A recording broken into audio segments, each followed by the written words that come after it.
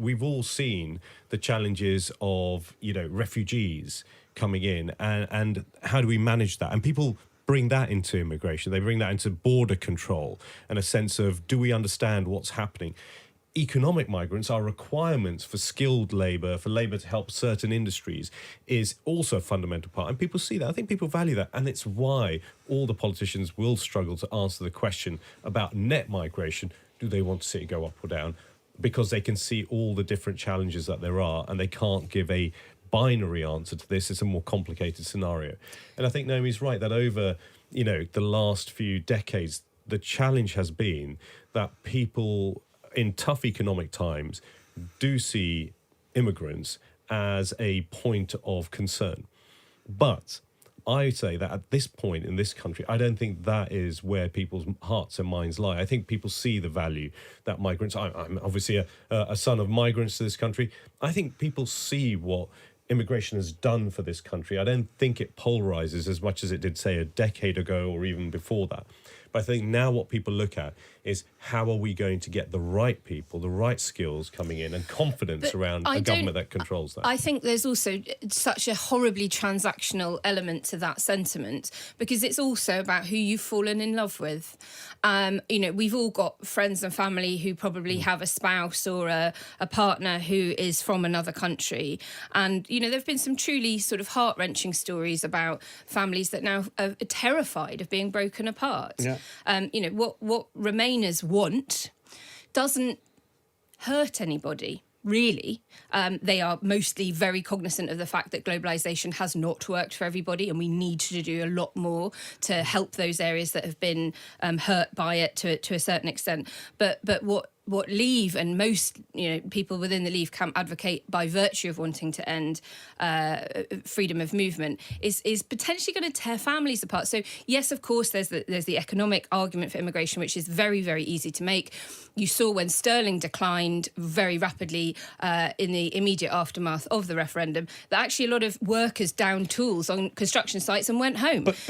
But here's some of your... There's also the love argument. But this is the beauty of being live streamed and having an engaged listenership. You have, this is not named, but if we had less migrants, we would have more resources. Simples. No, it's not zero sum. Yeah. The pie just gets bigger. Most migrants are economic contributors. We have a net economic benefit, which means there is more to spend on all of our public services, not less.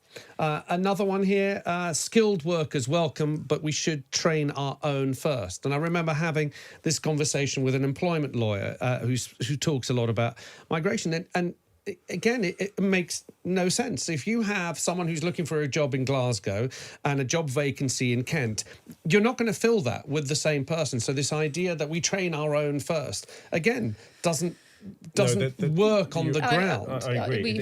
We should train more. I agree that doesn't work in terms of Glasgow and somewhere else, but we do need to invest in lifelong learning. Of course, and I think that's something that industry is doing. But I think people are taking that for granted. I think people do assume that we're doing that already, and it's a surprise to them that we're not. And we're not. And when you look at countries like Germany, where you've got a very different culture between the relationship between business and the local community, there you've got employers, whether they're national or regional or localised, that will have a brilliant relationship with the local training institutions, whether they're the universities or the technical colleges. There is a huge amount of money that flows from those employers into those training providers, and you've got this really lovely culture between the two of them. And we don't have that here. We have a business community that expects the state to fund training and for training institutions to pop out people who are ready-made for the workplace. That has been changing. That has been changing because we're in now another industrial revolution, the economic technology revolution. And I think industry, businesses are realising, through apprenticeships, through internships, through graduate training, lifelong training, because it's not actually just at that early part of the career. Actually, it's more the middle part, latter parts of career that a workforce is available but needs to be reskilled. And I think actually many businesses are realising that and doing that. But we have to increase that. And I think that's a fundamental point that should come through in, hopefully, manifestos. And I think some of the parties are talking about lifelong learning because the workforce that we have now, as we say, people who use phones to do business jobs and create startups and various other things, that needs to grow, that entrepreneurship, that spirit. and we need to develop that. The government needs to work with industry to help to do that. It's something that has always been a challenge in previous industrial revolutions. We're right in the middle of it now, and it's something that needs to be picked up by political you parties. can't simply train a doctor overnight, or a nurse, or a midwife, or a tech professional, or or a construction worker, an engineer. This will take time. So to your point, Alexis, you can't just turn off the tap from Europe and expect business to overnight be able to suddenly upskill all these Brits. The Labour Party seem to be quite buoyed by the fact that they believe their man, Jeremy Corbyn, on a head-to-head with Boris Johnson on Tuesday night on ITV will do quite well. I'm glad they think that, because I'd like to see, where they're the Labour Party in that bunker where they're sitting there in a darkened room. Why do you have to call it? Oh, come on, Kulveer. No, this You're is true. better than that. They're just not in the bunker. They're not sitting there in a bunker. Well, they're in waving a red flag and reading the little red book. Well, yes, which they threw over to the previous Chancellor, if you remember correctly. John McDonnell has his copy of the little red book. This is not jokes. This is the reality of Labour mindset, of the people who are writing this manifesto, the people who are looking to run this country, who don't... You have no evidence that they're sitting in a bunker not the bunker, but they're sitting in a room doing that, which they've actually done yesterday. It's all over the news. My question. That they've been sitting there deciding their manifesto. So you're in a head-to-head, Boris Johnson versus Jeremy Corbyn. You are fully confident that Boris Johnson can do the trick. I would back Boris all the way against a socialist 1970s communist who sees the world in the way that Jeremy Corbyn sees it, who can't back certain What about things his about policies, though? His policies will echo what he believes in, and we'll see that in the manifesto. The sense of giving things away for free, and the 1.2 trillion pounds that we talked about earlier. I wouldn't go there if I were you. But when I sat there and listened to John McDonnell at last year's CBI conference, where he addressed the conference, read out a list of pledges which has only been added to, I totaled up 750 But I think the billion. Institute of Fiscal Studies has said that you are now pledging promises at exactly the same price as the 2017 Labour manifesto, which you called outrageous. So we're talking about the now coming, this leadership and what they're going to do now. I think it's all about public trust. It's something that Kulveer has already mentioned. Public trust in politics is incredibly low, probably an all-time low. And I think what we know of, you asked about whether or not the Jennifer Arcuri stuff is priced in with Boris. I think it is for his backers. It's something that is sort of straight out of the Steve Bannon playbook. It's all about, your virility and your manliness and if you've, gone out there and sown your seed and treated women badly. But this is terrible. I've got to pause there. That's not what the playbook whatever you're talking about. This is not what Boris Johnson is about, or anything in which way he would lead that kind of conversation. Well, what we do know is that he is polling poorly with women. Women are very worried about a Boris Johnson premiership, and I think how you portrayed the Prime Minister there. He does a very good job of portraying himself in that light. I don't need to do it for him. Women are very untrusting of Boris, and I think things like the interview tonight will probably shift some even further away from him. I'd agree it's a trust issue, but I think the country doesn't trust a Jeremy Corbyn leadership, and I think that's where we're going to get sure, but that is your opinion, and that is also seems to be the majority of the output coming from the Conservative campaign is all centred on Jeremy Corbyn. They're doing a very good job of avoiding some of the bigger issues and actually not talking about, for example, we had the A&E waiting times, scarier than that, but there was also the diagnosis times, the cancer treatment times, non-essential operation times, which are frankly abysmal. Here's one that I'd like to put for you. The most important issue for me is MPs being transparent and accountable. A couple of questions on this. I'm sure you would agree that you want to be transparent and accountable. So here are a couple of questions. So the Prime Minister keeps going on, even though he's been informed that it's not strictly accurate to say that the Conservatives are funding the creation of 14 new hospitals. We know that it's 6 new hospitals, and 34 hospitals will gain some money to do refurbishments, build extra wings, etc. Why not lay off that claim when independent fact checkers have said it's just not true? Yeah, but this is where you start getting into semantics. You start getting into, as you say, it's not as straightforward as, that's not true, therefore it's... So the example that I was giving you before is one of those 40 hospitals. It can't go... The 6 that are there is because they are shovel-ready. You can start digging a hole in the ground now. But the hospital I was describing to you, St Helier Hospital, has to go through the consultation the public consultation for the NHS. So that will start in January, and that takes about 3 or 4 months. And then you've got to get planning permission. So it won't start for building for at least another 18 months. Yeah, for this it will be better. For that one, I'm telling you, about 18 months, maybe 2 years. But the process they can't even start that until they know they've got the money. That's the point. So they can't even start that.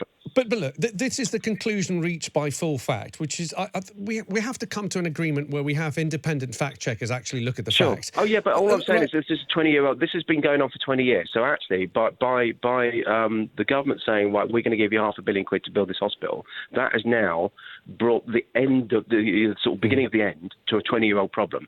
So I can't see anybody moaning about that. But we're not going to get the hospital for a little while. But you realise that when people listen to the Prime Minister say 40 new hospitals, they're not going to look at the semantics of, well, actually, as Full Fact say, 38 hospitals have received money to plan building work between 2025 and 2030, but not actually begin any work. That is an important detail to someone expecting in 2019 40 new hospitals. If the Prime Minister said, look, you've got 6 hospitals coming now and another 38 to 34 hospitals between 2025 and 2030, that's a completely different message, Paul. And if John is concerned with transparency and accountability, this is exactly what he's talking about.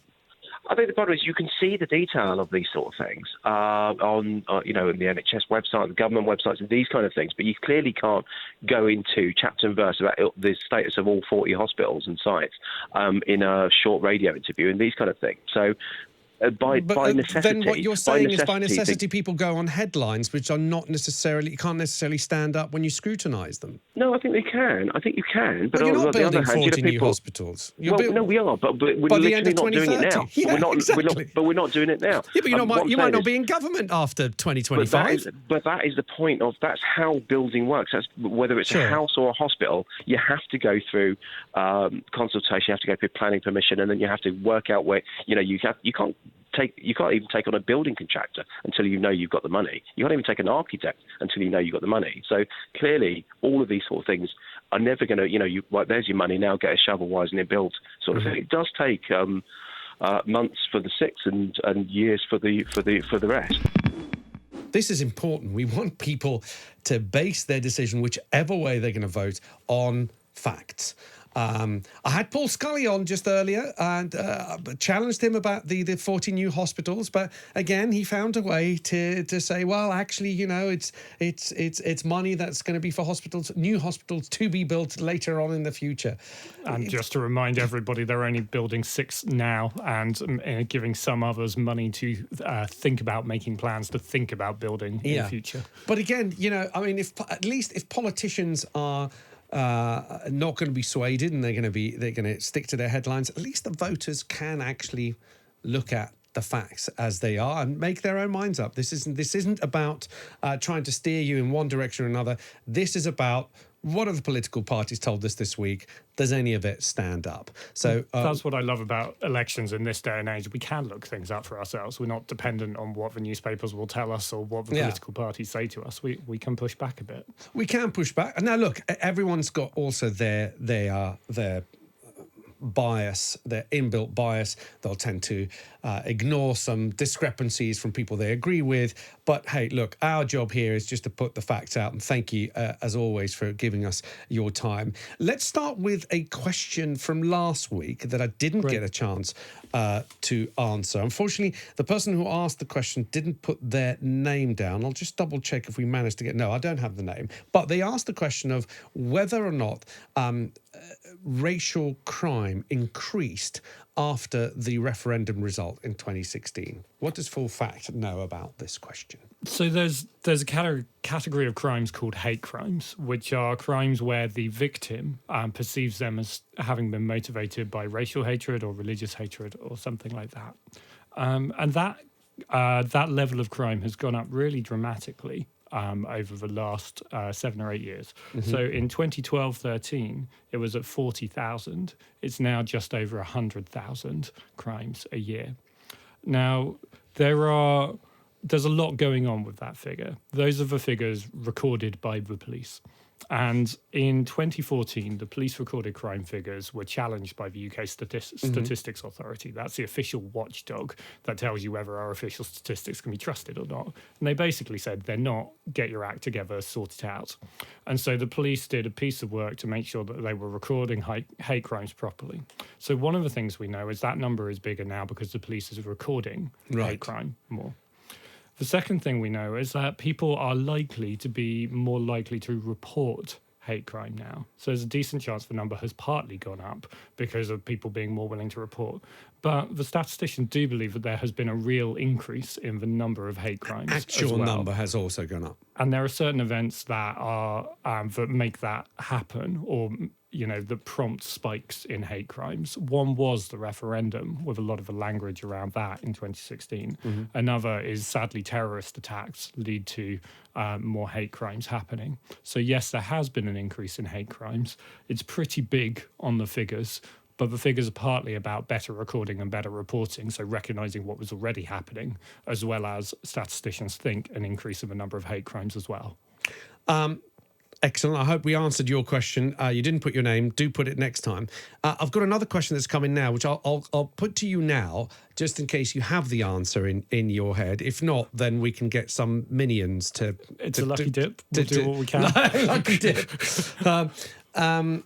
Hi, Alexis. The question goes, just had a flyer through the door from Labour candidate. Apparently, quote, only Labour is offering a second referendum on Brexit.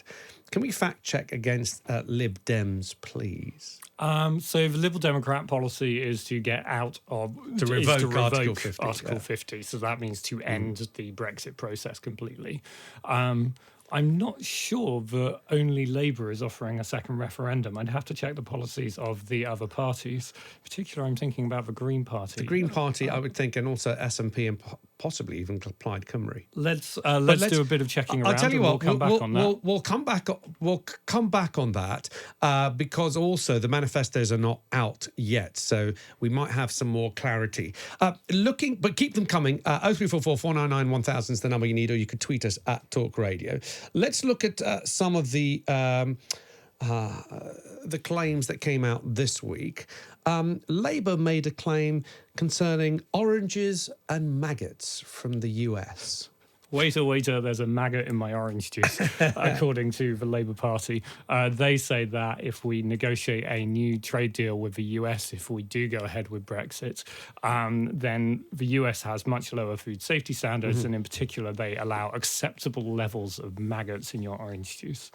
And similarly acceptable levels of rat hair in paprika. Now, I invite everybody who's currently cooking their Sunday lunch to imagine what an American person would say if they found maggots floating in their orange juice. There is a serious point underneath this, which is that the US does have lower food standards in general than the EU and the UK. And if we ended up negotiating a trade deal with the US, that would be a point of negotiation. But it's not the case that there is an acceptable level of maggots in orange juice in the US. What happens actually is the Food and Drug Administration, who are responsible for that over there, have a level of contamination in food above which they will always take enforcement action. So if they find this much of something in your food, they'll kick in and you'll be prosecuted or taken to task or whatever. Right. Below that level, they can decide whether or not to take enforcement action. So it's not that they won't, it's that they may or may not, mandatory, depending on whether they think it's appropriate. I have this is something I've spoken about before, so I have some of my own facts, not facts that I've made up, but these are sourced facts from a previous article. But it is fair, and would it be true to say that US reports higher rate of illness from foodborne illnesses than in the UK? In fact, the figures that I have here. 14.7% of the US population suffer from an illness versus 1.5% in the UK. There's 10 times more than we have in the UK.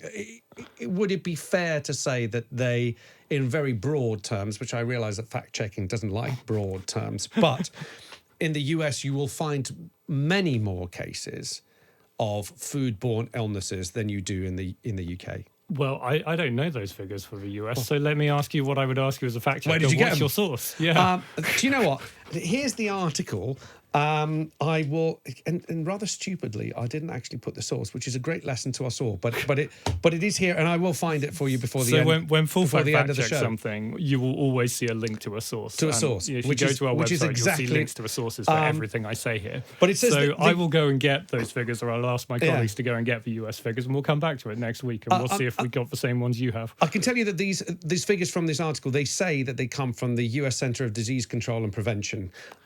They reported around 380 deaths in the US each year attributed to foodborne salmonella poisoning, whereas in the UK we had no deaths in England and Wales from salmonella between 2005 and 2015. And that comes from the Public Health England CDC website. is the body in the US which is responsible for measuring this thing, so that's encouraging. The good. fact that you've taken it over I've a done my 10-year job. period is good, because sometimes in 1 year, if you have an outbreak of something, you might get an unrepresentative year. But that sounds like it might be reliable data. But we will go and we will double check, because that's what we do. And I have found my source. I've just was an idiot. I didn't see it. These figures come from Sustain, an organisation called Sustain. So they were published, I would say, about a year ago. Because that's the part of my notebook that I'm looking at now, a year ago. Okay, so Conservatives.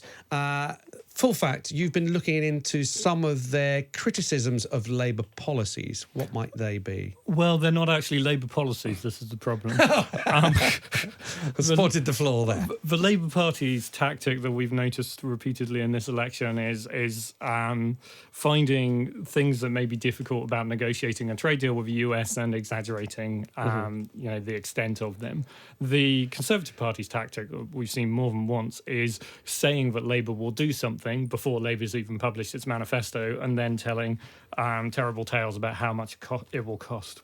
So they've come up with a cost for Labour's policies. Reminder, neither the Conservative Party nor the Labour Party have said what their policies are yet. Nobody's published a manifesto.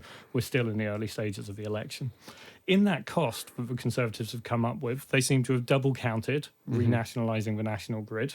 They've included things that Labour Party say are not their policy, including abolishing private schools. They've exaggerated some of the costs of things that Labour want to do eventually, like moving the public sector towards a 4-day week, reducing hours worked in the public sector. That's something that Labour have talked about as an ambition over 10 years. The Conservatives have assumed they'll have to pay for it from next day one, year, which is, of course, basically impossible to change anything that quickly. And they have included some reasonable things that Labour is committed to doing, and which they've given costs for. So there's some grain of truth in the middle of this, but then they piled other things on top and come up with a very large number that sounds threatening. It was 1.2 trillion. Yeah, I was trying to avoid repeating it. Yeah, sorry, I've done your work for you.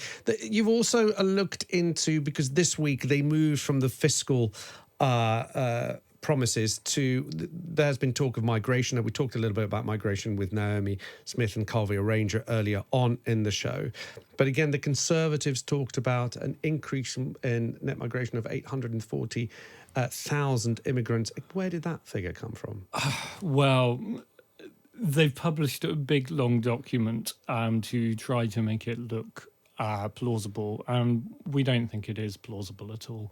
There's a pile of assumptions that have gone into making up that number, and essentially what they've done is, again, they've said that Labour have a policy which Labour say they don't have, of opening up free movement to everybody everywhere in the world, and then they've made some assumptions, some guesses about how many people might come to the UK if they actually did that. So, for example, they've split the world into short haul and long haul, places which are nearby and places which are far away, which is a very normal thing to do when you're thinking about migration patterns.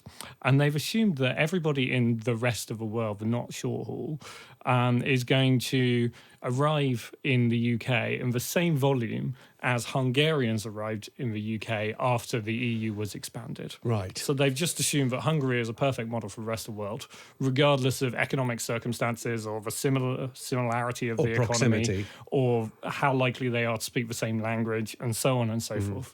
And they've come up with this massive number. And again, stress, this is not what Labour say their policy is. So the number is, we think, exaggerated and unrealistic, and just not a helpful guide to, it's not a serious contribution to the election debate.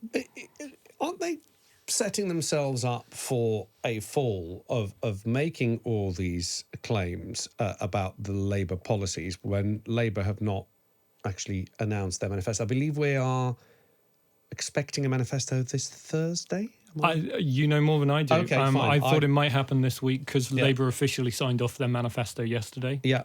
So we would expect them not to hide it. But And it's basically Thursday, the day that you are unavailable to everyone because you're sitting there going through line by line the Labour manifesto. well, there'll be quite a crowd of us doing that, yeah. And there'll also be expert organisations we work with. So we'll be talking to economics specialists, we'll be talking to immigration specialists, we'll be talking to health specialists, all poring over different parts of the manifesto to understand what's going on. And we'll be doing that for all of the parties, but particularly Conservative and Labour, who have the best chance of actually leading the next government, and making sure that we understand not just are the claims in the manifesto right, but also are they painting a realistic picture of the world. I believe the Conservative Party manifesto, they said it's going to be a short one. It's 40 pages. There you go. It's going to be just for you. Fact checkers are always conflicted. It's really nice to have enough detail that you can really understand what they're saying, but on the other hand, it's a lot to wade through. So we'll take what we get. I'm a carer for a family member. And I just wanted to know if any of the parties were interested in giving the carers allowance a bit of an up so we could have a livable wage. Yeah. I work 40 plus hours a week and more if that family member needs me to. And I get £66.15 a week. Crikey. Okay. It is. We know that there is not only are carers not paid as much as they should be being paid, but also there's a huge shortage in carers. And with both parties, both main parties, to be fair, we've yet to hear from the Lib Dems, the Greens, and SNPs, but the immigration policy from both main parties being that of essentially going to more controls on immigration means that those carer vacancies will be not being filled. But also, if they are being filled, then what's the incentive for people to come on over if the wages are so low?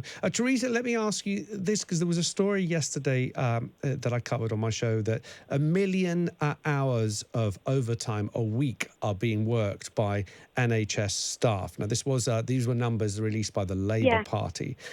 I can imagine that in as a carer, you must be looking at the same thing, that you don't look at your watch and go, oh, I'm done now. I've done my hours. I'm off now. Well, you can't. Exactly. You can't do that when you're a family member. Even when I go home on a night time, I'm still on the clock, if you know what I mean. The mind is still going. Did I do that right? Is that person safe? Are they okay? I mean, I don't want to say who it is, who I look after, but, you know, and you're constantly on call 24/7 all the time. And it's not, money's never going to change that, because even if I got paid £300 a week, it would still be the same thing. But all you get is when you say, oh, I'm only on a certain wage, but to get that £66.15, you have to work 35 plus hours a week. Yeah. Which, okay, fair enough, that's the stipulation. But then they say to you, oh, you can go and get another job. Well, do you know something? When I come home on a night time, I'm mentally and physically exhausted. And the thought of having to go out and do another job to get extra on my pay packet, it just, I don't know where I would get the energy to do that from, because I don't have any energy. I can hardly talk to my partner when he comes home from work because I'm just mentally disabled. Which is, I don't mean that I'm mentally disabled. You're exhausted. I just mean that I'm exhausted from doing what I have to do, looking after this person, you know. And the NHS, you know, what a mess that's in. I mean, I have a sister-in-law who works in the NHS, you know, and it's just Brexit. I mean, God, you can just go on forevermore, can't you? I mean, Labour are saying they want to introduce a £10 an hour living wage, real living wage. Would that make a difference to you? Financially, yes. But would they give it to me? Would they, as my employer, because they are my employer, the government are my employer, they are the ones that give me the money, would they give me £10 an hour? Labour is saying that, but at the end of the day, it's down to the employers whether they can afford to give that person £10 an hour. You know, I mean, I live in Oxford. Everybody knows how expensive Oxford is for the houses, etc., the living. There are a certain amount of employers in Oxfordshire that are giving this livable wage as £10. A lot aren't, because they can't afford to. Tories, of course, are saying the disability benefits, carers allowance, which is where you fall into, which have not been subject to a freeze, will also increase by 1.7% next year. I think it was £1 something, which I got last year a week, which is great. I'm grateful for the We're pound. talking about a pound. But exactly. What can I do with a pound, Alex? I mean, you know, it's just, I don't want to complain. I'm not the person that I'm looking after. But you know something? What is it going to be like when I get old and somebody needs to look after me? Are you Will I be able to... Are you looking after family members? I am looking after a family member, yes. Right. So that's a different thing. When I gave up my job to look after this person because the person who was looking after her passed away. And so therefore I now have that responsibility. And there are millions of people that are in the same boat as me.